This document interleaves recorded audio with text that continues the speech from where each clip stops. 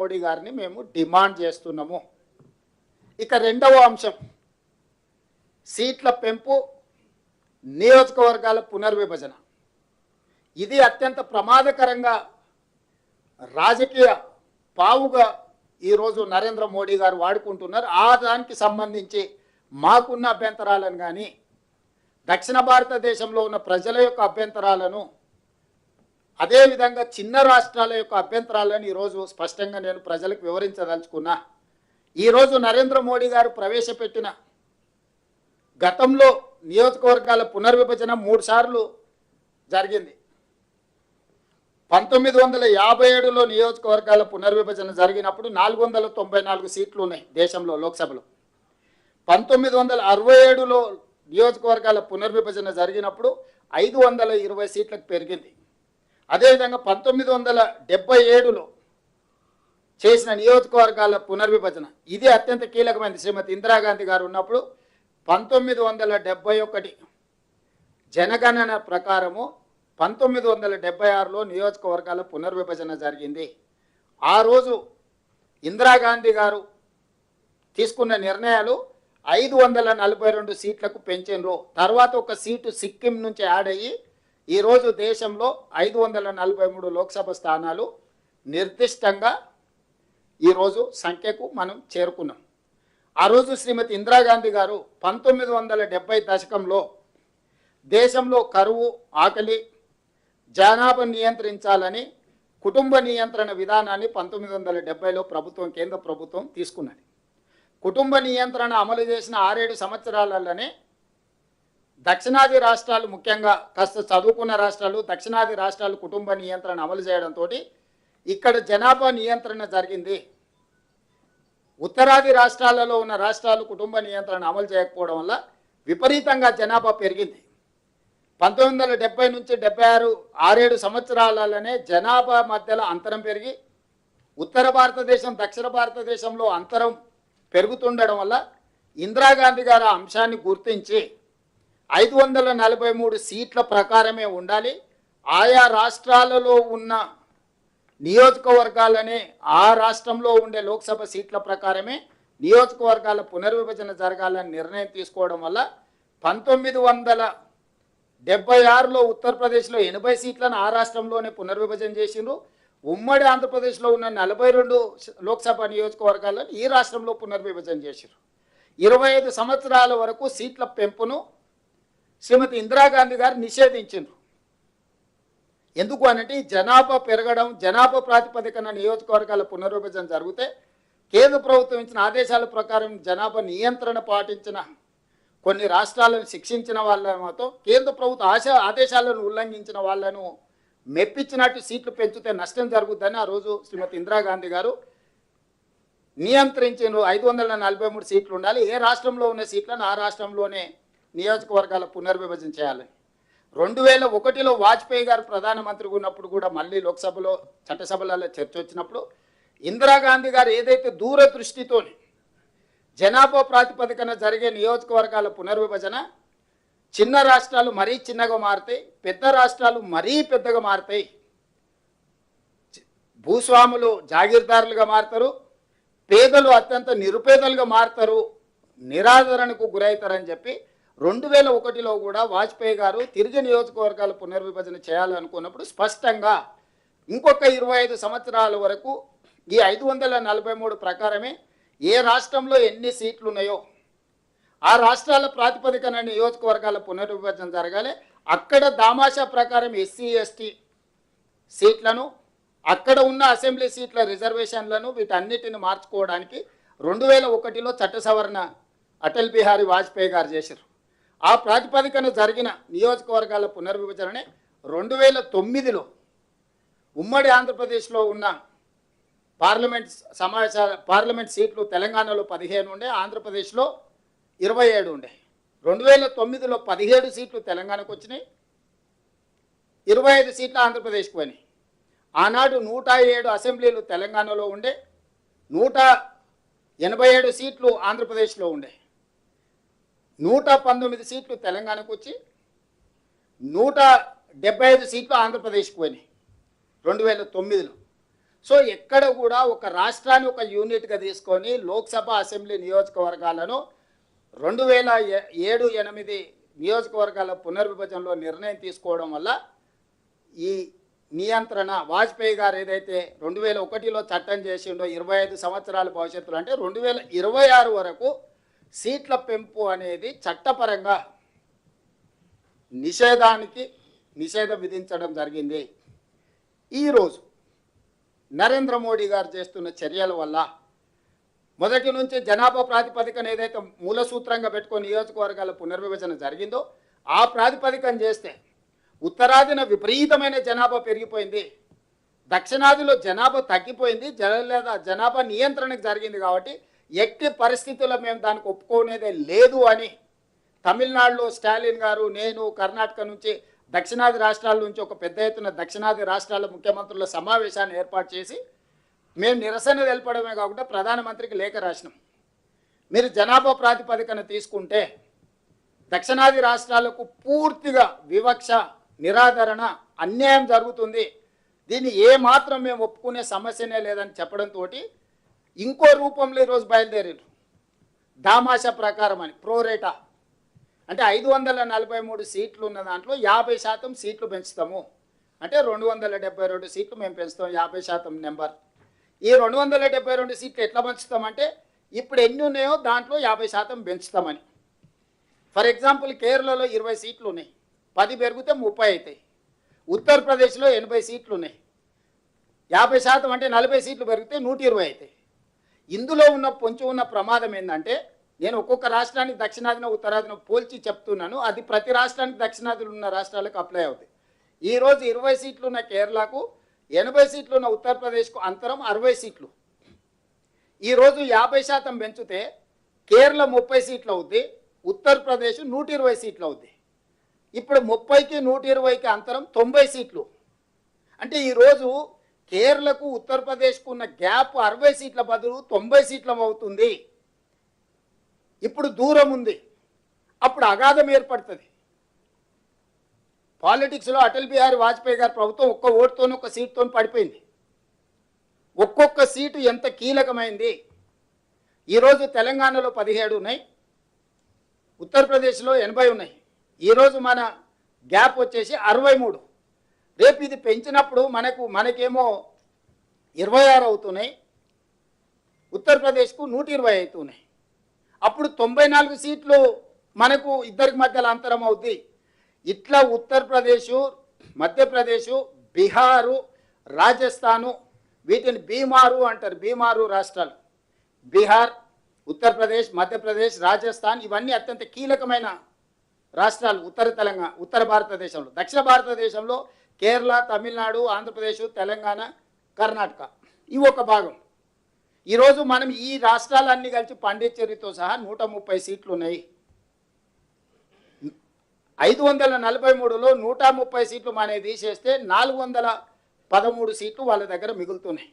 ఈ రెండింటి మధ్యలో ఈరోజు ఉన్న తేడా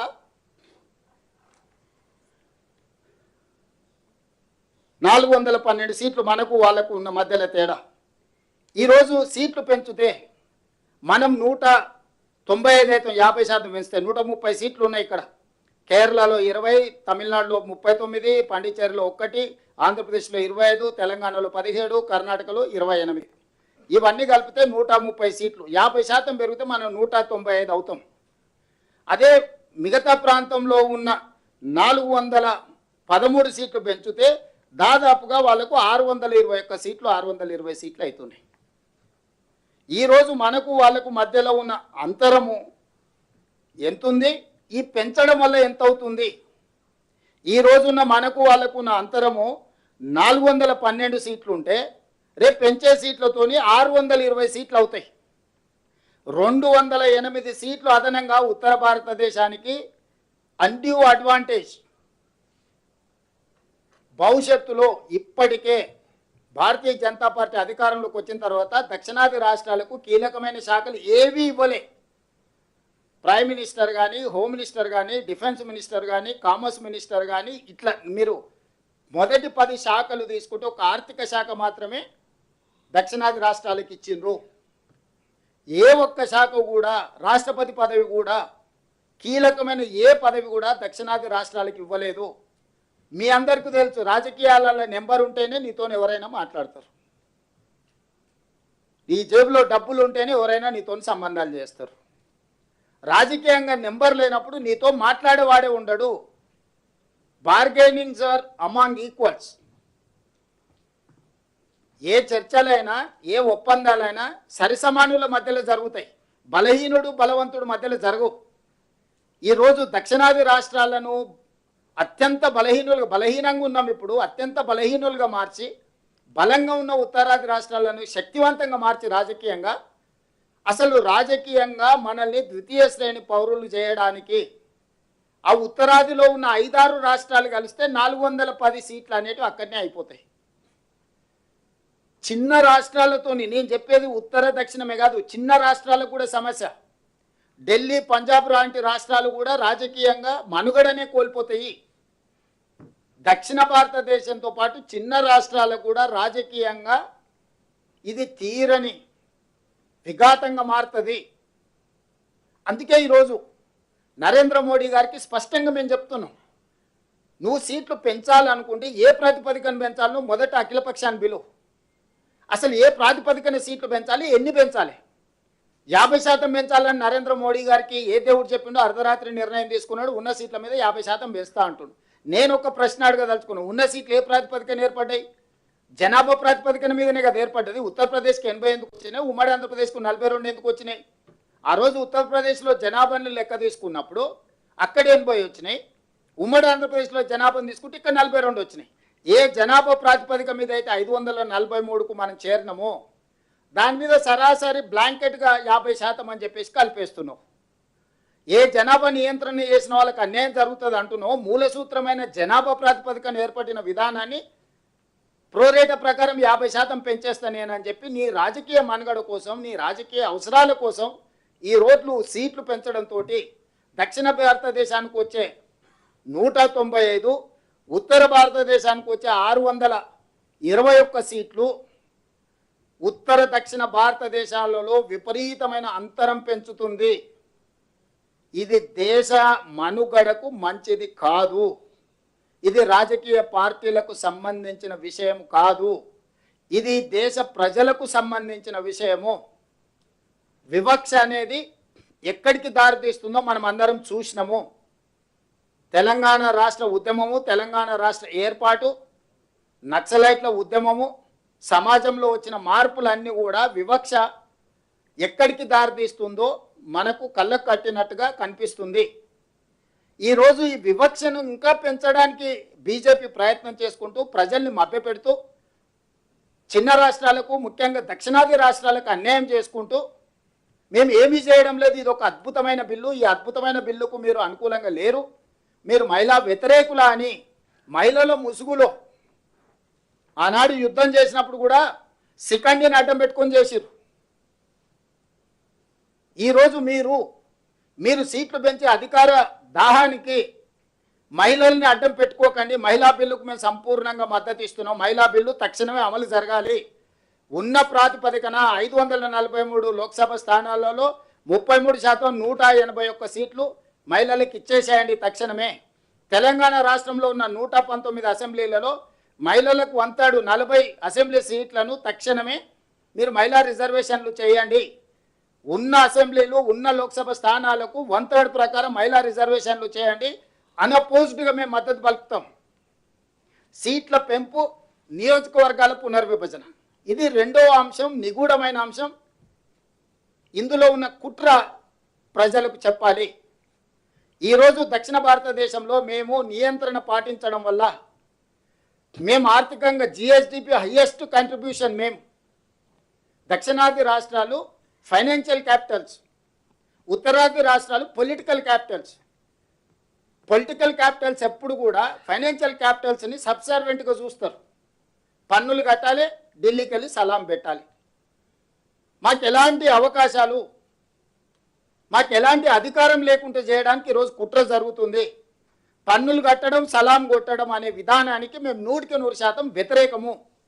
నేను నిర్దిష్టంగా చెప్పదలుచుకున్న నరేంద్ర మోడీ గారికి, మీరు చేస్తున్న కుట్ర దీర్ఘకాలంలో ఈ దేశానికి చాలా పెద్ద సమస్యగా విపత్తుగా మారుతుంది. ఇది ఏమాత్రం మంచిది కాదు. కాబట్టి ఈరోజు మీరు అనొచ్చు, మీరు గుడ్డిగా వ్యతిరేకిస్తే మరి దీనికి పరిష్కారం ఏందని. అందుకే హైబ్రిడ్ మోడల్ నేను ప్రపోజల్ చేయదలుచుకున్నా. ఈ హైబ్రిడ్ మోడల్లో మీరు 272 సీట్లు మీరు పెంచాలని నిర్ణయించుకున్నారు కదా, అందులో 50%, 136 సీట్లు మీరు చెప్పుకుంటున్న ప్రోరేటా ప్రకారం ఇచ్చుకోండి. ఇంకొక 136 సీట్లు 50% ఉన్నాయి కదా, జిఎస్డిపి ప్రాతిపదికన దేశం యొక్క స్థూల ఆర్థిక ఉత్పత్తి ప్రాతిపదికన సీట్లను విభజించండి. అప్పుడు జనాభా నియంత్రణ చేసి దేశ ఆర్థిక వ్యవస్థకు ఆదాయాన్ని తెచ్చిపెట్టిన రాష్ట్రాలను మీరు గౌరవించినట్టు అవుద్ది. కాబట్టి ఈ హైబ్రిడ్ మోడల్ తీసుకోండి. మీరు అనుకుంటున్న ప్రోరేటా ప్రకారము నువ్వు పెంచాలనుకున్న సీట్లలో 50%, ఇంకొక 50% జిఎస్డిపి ప్రాతిపదికన ఈ దేశ ఆర్థిక వ్యవస్థలో స్థూల ఉత్పత్తిలో అత్యధికంగా భాగస్వామ్యం చేస్తున్న రాష్ట్రాలకు మీరు సీట్లు ఇవ్వండి. ఇప్పటికే నార్త్ ఈస్టర్న్ అండ్ యూనియన్ టెరిటరీస్లో జనాభా ప్రాతిపదికన పార్లమెంట్ సీట్లు లేవు. ఈశాన్య రాష్ట్రాలలో కేంద్ర పాలిత ప్రాంతాలలో జనాభా ప్రాతిపదిక లేదు. అక్కడి నుంచి ప్రాతినిధ్యం ఇవ్వాలని చెప్పి చిన్న చిన్న రాష్ట్రాలు ఉన్నాయి. ఇప్పుడు గోవా 10-12 లక్షలు ఉంటుంది మొత్తం జనాభానే, 12 లక్షలు ఉంది ఓటర్లు, 2 ఎంపీలు ఉన్నాయి. మల్కాజ్గిరిలో 36 లక్షల ఓట్లు ఉన్నాయి. 3 గోవా రాష్ట్రాలు ఈజ్ఈక్వల్ టు ఒక మల్కాజ్గిరి పార్లమెంట్. డయ్యూ డామన్ లేకపోతే ఇట్లాంటివన్నీ ఏవైతే ఉన్నాయో ఇవన్నీ కూడా ఈశాన్య రాష్ట్రాలలో కూడా మీకు చిన్న పాపులేషన్కు ఎంపీ సీట్లు ఉన్నాయి. సో 100% జనాభా ప్రాతిపదికన కూడా సీట్ల పంపకాలు లేవు. ఈశాన్య రాష్ట్రాలలో కేంద్ర పాలిత ప్రాంతాలలో ఆ ప్రాంతాలకు ప్రాతినిధ్యం ఇవ్వడానికి జనాభాను పక్కన పెట్టి వాళ్ళకి ప్రాతినిధ్యాన్ని ఇచ్చిండ్రు. పెద్ద రాష్ట్రాల మధ్యలోనే సమస్యను పరిష్కరించడానికి జనాభా ప్రాతిపదికన సీట్లు పెంచిండ్రు. ఈ పెంచిన సీట్లను, ఈ ఉంచిన సీట్లను, ఇచ్చిన సీట్లను ఈరోజు మళ్ళీ మీరు పెంచుకుంటూ పోతే ఈరోజు దక్షిణ భారతానికి ఉత్తర భారతానికి విపరీతమైన అంతరం ఏర్పడుతుంది. దాంతో మేము రాజకీయంగా ద్వితీయ శ్రేణి పౌరులుగా మిగిలిపోవాల్సి వస్తుంది. మేము అత్యధిక ఆదాయాన్ని దేశానికి అందిస్తున్నాం, అత్యధికంగా ఉద్యోగ ఉపాధి అవకాశాలు మేము అందిస్తున్నాం. అన్ని రకాలుగా ఈ దేశాన్ని బలోపేతం చేయడానికి మేము అందరం పనిచేస్తున్నాం. అట్లాంటి మమ్మల్ని శిక్షించే అధికారం మీకెవరు ఇచ్చిండ్రు? అందుకే సుప్రీంకోర్టు కూడా చాలా సందర్భాలలో విద్యా ఉద్యోగ అవకాశాలలో 50% రిజర్వేషన్లు 50% మెరిట్ అని చెప్పింది. మీ అందరికీ తెలుసు. మన స్థానిక సంస్థలలో కూడా రిజర్వేషన్లు పెంచాలనుకున్నప్పుడు కూడా సుప్రీంకోర్టు 50% మించకుండా మీరు రిజర్వేషన్లు అమలు చేయమని సుప్రీంకోర్టు ఆదేశాలు ఇచ్చింది. అందుకే మనం పంచాయతీరాజ్లో కానీ, మున్సిపల్లో కానీ, రూరల్ లోకల్ బాడీస్లో కానీ, అర్బన్ లోకల్ బాడీస్లో మనం 50% మించకుండా రిజర్వేషన్లు పెట్టుకున్నాం. సో 50% రిజర్వేషన్లు 50% మెరిట్. ఇక్కడ కూడా మీరు పెంచాలనుకున్న 272 సీట్ల లోక్సభలో 50% 136 సీట్లు ప్రోరేటా ప్రకారం పెంచుకోండి. మిగతా 136 సీట్లు ఆర్థిక ఉత్పత్తి ఏదైతే ఉందో దాని ప్రకారం మీరు సీట్లను పంపకాలు చేయండి. దీనికి సంబంధించి లేదా ఇంకేమైనా నూతన ఆలోచనతోని సూచనతోని రావచ్చు. కాబట్టి కన్సెన్సస్ బిల్డింగ్ ప్రాసెస్లో మొట్టమొదట అఖిలపక్షాన్ని, ఆల్ రాజకీయ పార్టీలను, అదేవిధంగా స్టేక్ హోల్డర్స్ను, సివిల్ సొసైటీస్ను పిలిచి ప్రభుత్వం సంప్రదింపులు మొదలు పెట్టాలి. నియోజకవర్గాలను పెంచడానికి ఈరోజు మనం తీసుకోవాల్సిన విధి విధానాల మీద ఒక కన్సెన్సస్ బిల్డింగ్ ప్రాసెస్ చేయాలి. పార్లమెంట్లో చర్చించండి, దాని మీద మేము వద్దంటలేము. మొదట మహిళా బిల్లు పాస్ చేయండి. ఇప్పుడు ఉన్న సీట్ల ప్రాతిపదికన 33% రిజర్వేషన్లు లోక్సభలో అదేవిధంగా శాసనసభలో పెంచడానికి బిల్లును ఆమోదించుకొని భవిష్యత్తులో సీట్లు పెంచడానికి, నియోజకవర్గాల పునర్విభజన చేయడానికి ఎలాంటి విధి విధానాలు తీసుకుంటే బాగుంటుందో సభలోనే కాకుండా బయట వచ్చి ప్రజలతో కూడా చర్చించండి, సూచనలు తీసుకోండి. ఒక ఎక్స్పర్ట్స్ కమిటీని అపాయింట్ చేయండి. ఆ ఎక్స్పర్ట్స్ కమిటీ మొత్తం పూర్తిగా దాని మీద ఒక నివేదిక ఇచ్చిన తర్వాత ఆ నివేదికను మళ్ళీ సభలో చర్చకు పెట్టండి. వివిధ శాసనసభలలో అభిప్రాయం తీసుకోండి. శాసనసభల తర్వాత లోక్సభలో రాజ్యసభలో చర్చించండి. ఆ తర్వాత guidelines terms of reference final చేసినాకనే మీరు నియోజకవర్గాల పునర్విభజన కానీ నియోజకవర్గాల పెంపు కార్యక్రమం ముందుకు వెళ్దాము. ఈ లోపల మీరు ఆల్రెడీ జనగణన కోసము కేంద్ర ప్రభుత్వం నిర్ణయం తీసుకున్నది 2027 మార్చి 31 లోపల జనగణన పూర్తి చేయండి. ఈ లోపల అందరి అభిప్రాయాలు తీసుకోండి. వివిధ రాష్ట్రాల శాసనసభ అభిప్రాయాలు, యూనియన్ టెరిటరీల అభిప్రాయాలు, లోక్సభ అభిప్రాయాలు, ప్రజా సంఘాల అభిప్రాయాలు, వీళ్ళందరి అభిప్రాయాలు తీసుకొని 2027 బడ్జెట్ సమావేశాలలో జనాభా లెక్కలతో పాటు ఈ అభిప్రాయాలను కూడా క్రోడీకరించి చర్చ చేసి టర్మ్స్ ఆఫ్ రెఫరెన్స్ అక్కడ ఫైనల్ చేసి అక్కడి నుంచి ఒక సంవత్సరంలో నియోజకవర్గాల పునర్విభజన ప్రక్రియ పూర్తి చేయొచ్చు. 2028 మార్చి వరకు ఈ ప్రక్రియ మొత్తం అయిపోతుంది. అంతే తప్ప హడావిడిగా అడ్డగోలుగా చేసి దేశంలో అనవసరమైన గందరగోళాన్ని సృష్టించి ఇది ఉత్తర భారతదేశానికి దక్షిణ భారతదేశానికి ఒక వైరుధ్యాన్ని లేకపోతే ఒక గ్యాప్ను పెంచడానికి మీరు దయచేసి ప్రయత్నం చెయ్యకండి అని చెప్పి మోడీ గారికి నేను సూచన చేయదలుచుకున్నా. అదేవిధంగా హిందీలో కూడా నేషనల్ మీడియా కూడా ఉందనుకుంటున్నా.